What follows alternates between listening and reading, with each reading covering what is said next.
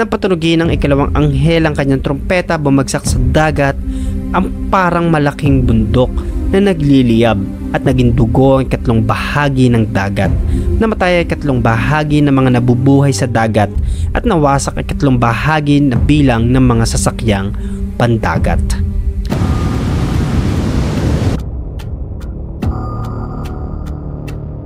Naging dugo po ang ikatlong bahagi ng karagatan sa buong mundo. Sa pangalawang pag-ihip ng trompeta, magkakaroon po ng dugong dagat. 1/3 sa lahat po ng dagat sa buong mundo ay magiging dugo. Sa panahon natin, nagiging shadow po na yung mga dagat natin ay nagiging kulay dugo. Ibang spekulasyon ng mga Bible scholar, yung mga pandigmang barko. Ibig sabihin, magkakaroon ng matinding labanan or magkakaroon po ng pagbuhos ng langis doon sa karagatan. 1/3